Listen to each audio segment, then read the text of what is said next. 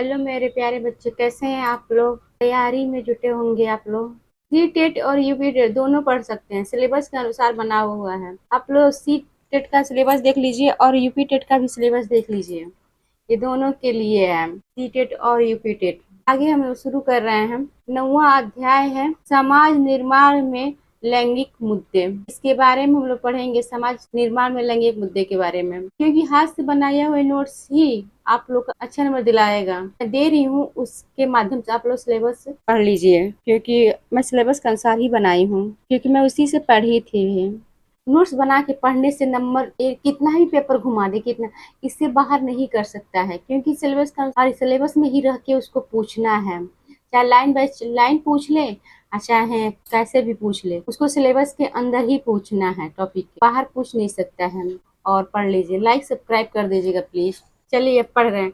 समाज निर्माण में स्त्री पुरुष एक सिक्के के दो पहलू की भूमिका निभाते हैं। समाज निर्माण में क्या करते हैं? स्त्री पुरुष। स्त्री के बिना पुरुष नहीं, पुरुष के बिना स्त्री, समाज चल नहीं पाएगी। तो इसलिए कहा है एक ही सिक्के के दो पहलू होते हैं। जब एक ही सिक्के रहते हैं दो पहलू, मतलब कहने का मतलब ये है, स्त्री पुरुष का होना बहुत जरूरी है। जब मेल होगा तभी बच्चे होंगे, तो समाज का निर्माण होगा। आगे है, प्राचीन काल में स्त्री को बहुत दिया जाता था। हाँ, प्राचीन काल में पढ़ने की लिखने की आजादी बहुत दिया जाता था, मगर बाद में धीरे धीरे उत्तर पाषाण काल ये सब आते हुए धीरे धीरे, मतलब धीरे धीरे आगे जैसे बढ़ा। कुछ कालों में क्या हुआ कि स्त्रियों को पाबंदी लगा दी गई, फिर कुछ काल आए, फिर आजादी दी, ऐसे होते रहा। आगे है, वैदिक काल में स्त्री प्रत्येक पग पर पुरुष की सहगामनी हुआ करती थी। तो पुरुष कोई काम करने जा रहा था या कुछ भी निर्णय लेने से पहले स्त्री का सलाह जरूर लेता था, पूछता जरूर था। उसे शिक्षा प्राप्त करने में वेद पढ़ने का अधिकार प्राप्त था। कहते रहे हिस्ट्री जब पढ़िएगा तो उसमें आप लोग जानिएगा, औरतों को पढ़ने का, स्त्री को पढ़ने का बहुत आजादी थी। धीरे धीरे बंद की गई, फिर चलना, फिर बंद, फिर ऐसे होता रहा है। वे सामाजिक नीतियों के निर्धारण, नियंत्रण एवं संचालन में अधिकता महत्वपूर्ण योगदान दे सकती थी। समाज में क्या है, नीतियों निर्धारण में, नियंत्रण में अधिकता महत्वपूर्ण योगदान अपना दे सकती थी। मैत्री, गार्गी एवं लोपामुद्रा आदि के रूप में हमें उस युग के अनेक उदाहरण मिलते हैं, जो न केवल कुछ स्त्रीय विदुषी महिलाएं थीं। विदुषी महिलाएं कैसे कहते हैं? जिसके पति नहीं रहते हैं, बल्कि गणित, परिस्थितिकी तथा समाज विज्ञान आदि विषयों में भी निपुण थी। गणित में भी निपुण थी, कैसे भी स्थिति आ जाए उसमें भी कर लेती थी। विज्ञान में भी निपुण थी, ये निपुण थी। किंतु उत्तर वैदिक काल में, कहीं नहीं, उत्तर वैदिक काल में आते आते नारियों की दशा गिरती गई। जो उत्तर वैदिक काल में नारियों की दशा गिरती गई, हिस्ट्री आपको पढ़ाऊंगी, उसमें बताऊंगी। पहले मैं सोची ईवीएस हिंदी और सीडीपी कंप्लीट कर ले, उसमें स्थितियां बहुत खराब होती गई नारियों की। हर चीज पे पाबंदी लगाया गया, नारी पढ़ेंगी, स्त्री पढ़ेंगी नहीं। ऐसे बहुत चीज ऐसे है कि जिसपे औरतों को केवल घर में काम काज, खाना बनाना, घर का दादी, सिलाई बुनाई, यही सब करना सिखाया जाता था। उसके आगे कुछ नहीं, पढ़ाने के लिए, खाने के लिए ये नहीं आजादी दी जाती थी। आगे है लैंगिक असमानता। और लैंगिक असमानता के बारे में पढ़ेंगे। लैंगिक असमानता समाज में पुरुष और महिला के बीच मौजूद असमानता है। यह कई रूप में प्रकट होती है, जैसे कि शिक्षा, रोजगार, राजनीति और सामाजिक जीवन में असमान अवसर। रोजगार करने में, समाज के जीवन में असमान अवसर मिलता था। लैंगिक भेदभाव, इससे क्वेश्चन जरूर पूछता है, इसको ध्यान से आप लोग पढ़िएगा। लैंगिक भेदभाव, लैंगिक भेदभाव किसी व्यक्ति के साथ उसके लिंग के आधार पर असमान या प्रतिकूल व्यवहार करना है। यह अक्सर महिला के साथ होता है, लेकिन पुरुषों को भी लिंग के आधार पर भेदभाव का सामना करना पड़ सकता है। इसमें क्या है, महिलाओं को, लड़कियों को कह दिया जाता है कि तुम्हें गुलाबी कपड़ा बहुत पसंद रहता है, और लड़कों को कहा जाता है कि तुम्हें नीला कपड़ा बहुत पसंद रहता है। लड़कियों को कह देता है कि तुम गुड़िया से खेलो। लड़कों को कह दिया जाता है, किसी समाज में लड़कों को कह दिया जाता है कि तुम कार से खेलो। ये लैंगिक भेदभाव को दर्शाता है। आज भी समाज उतना आजादी नहीं दी है, कुछ हद तक मतलब आगे बढ़ चुका है समाज।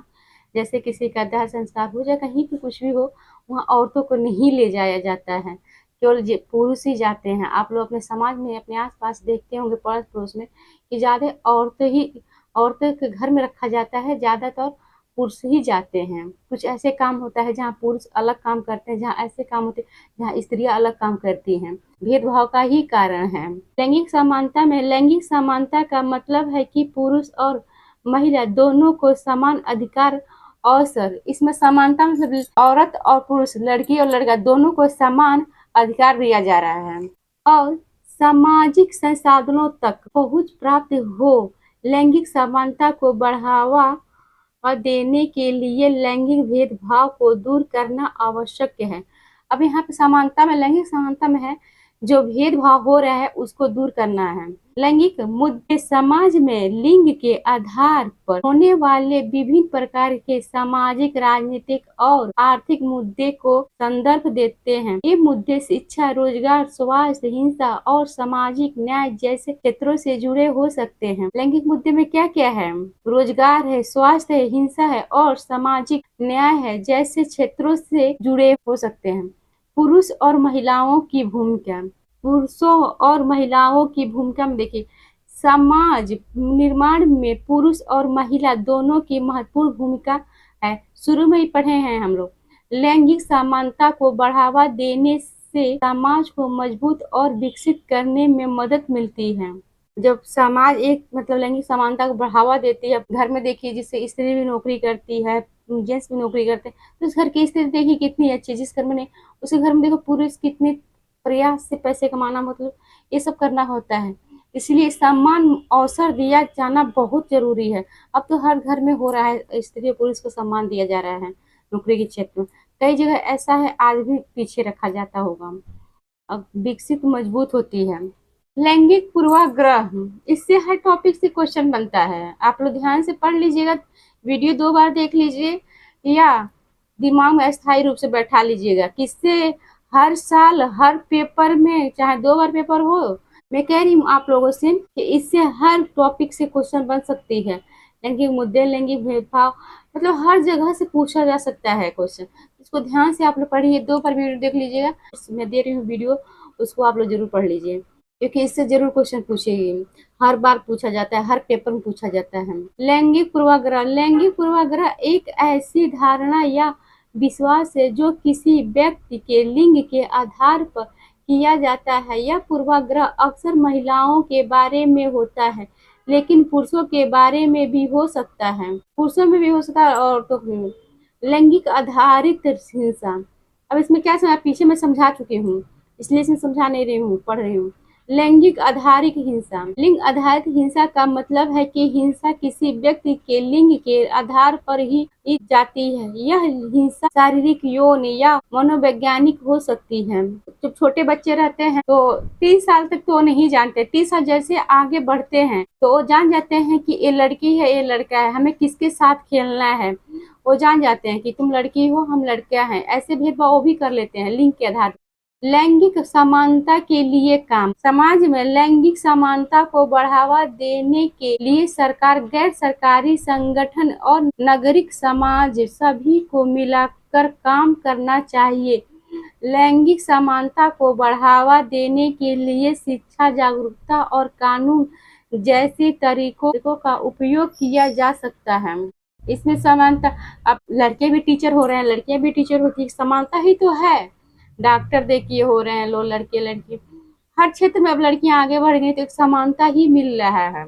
आज समाज जागरूक हो रहा है, कानून भी सही है। आगे है लिंग तथा जेंडर का तुलनात्मक अध्ययन। लिंग और जेंडर। अब लिंग और जेंडर में देखेंगे क्या क्या अंतर है। जैविक संरचना। जेंडर में है सामाजिक सांस्कृतिक संरचना है, प्राकृतिक पद्धति, सामाजिक निर्मित, स्थिर, परिवर्तनीय, व्यक्तिगत, व्यवस्थित, अपरिवर्तनशील, परिवर्तनशील।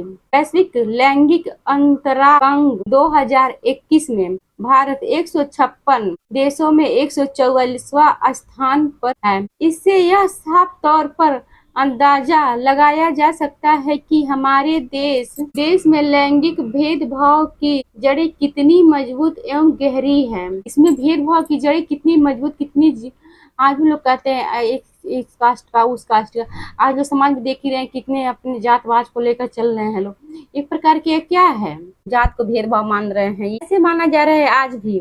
समाज में। विश्व बैंक की महिला व्यापार तथा कानून संबंधित रिपोर्टर यह दिखाती है कि जिन देशों के कानूनों में महिलाओं के खिलाफ भेदभाव होता है या लैंगिक समानता को बढ़ावा नहीं दिया जाता है, ऐसे देश आर्थिक रूप से पिछड़े हैं। जहाँ कहा तो रही थी शुरू में, जहाँ दो परिवार के लोग स्त्री पुरुष दोनों नौकरी करते, उस घर की स्थिति देख लीजिए। वैसे समाज में भी, देश में भी है। जेंडर निष्पक्ष समाज के निर्माण में शिक्षक की भूमिका। अब शिक्षा क्या कर टीचर क्या कर रहे हैं लोग, उस पे देखिए उसकी भूमिका क्या है। लड़के एवं लड़कियों को समान अधिकार देना। अब स्कूल में लड़के लड़कियों को समान अधिकार देना चाहिए। ये नहीं कि तुम लड़की हो, ये लड़का है, इसको गणित में तेज रहना चाहिए, तुम्हें गृह विज्ञान में तेज रहना चाहिए, ऐसे नहीं, भेदभाव नहीं, समान अधिकार देना चाहिए। आगे है लड़के एवं लड़कियों के समान व्यवहार करना। इसमें समान व्यवहार भी करना, व्यवहार का सतत मूल्यांकन करना, जिससे कि जेंडर भेदभाव तथा जेंडर पक्षपात पूर्ण व्यवहार से बचा जा सके। लिंगवादी भाषा के प्रयोग का निषेध नहीं माना जाता। एक आदर्श तथा जेंडर निष्पक्ष व्यवहार प्रस्तुत करना। जेंडर संवेदन होकर न्यायोचित ढंग से पाठ्यक्रम की चर्चा करना। रूढ़िबद्ध धारणा को बदलने के लिए लड़कियों को प्रोत्साहित करना। आगे है लड़के एवं लड़कियां दोनों की सक्रिय भागीदारी की जिम्मेदारी। आगे है विश्व महिला दिवस। महिला वैज्ञानिकों तथा विशिष्ट महिलाओं के जन्मदिन मनाना लड़के और लड़कियों के अंतर मन में एक सकारात्मक छवि बनाती है। एनसीईआरटी कहाँ से पूछ रहे, कोई नहीं जानता। इसे क्वेश्चन में बार बार कह रही हूँ, ये हर बार पूछता है, हर पेपर में पूछता है, इसीलिए मैं कह रही हूँ आप लोग जरूर इसको 2 बार वीडियो देख लीजिएगा या ध्यान से देख लीजिए एक ही बार। लाइक और सब्सक्राइब कर लीजिएगा प्लीज। आप लोग के लाइक सब्सक्राइब से मेरा मनोबल बढ़ता है। हिस्ट्री शुरू नहीं की हूँ, हिस्ट्री भी पढ़ाऊंगी, थोड़ा सा ये सब्जेक्ट कंप्लीट कर ले उसके बाद से। ये भी बता रही हूँ क्वेश्चन आंसर भी दूंगी, क्योंकि 2-3 दिन से मैं क्वेश्चन आंसर नहीं पढ़ा रही हूँ। अब मैं सोची हूँ कि एक हाथ से नोट्स बनाया वीडियो दूँ और एक क्वेश्चन आंसर दूँ, तो दोनों दूंगी। अब थोड़ा सा परेशानी चल रही है, बीमारी है तो नहीं दे पा रही हूँ। 2 वीडियो जरूर दूंगी आप लोग को। ठीक है मेरे प्यारे बच्चों।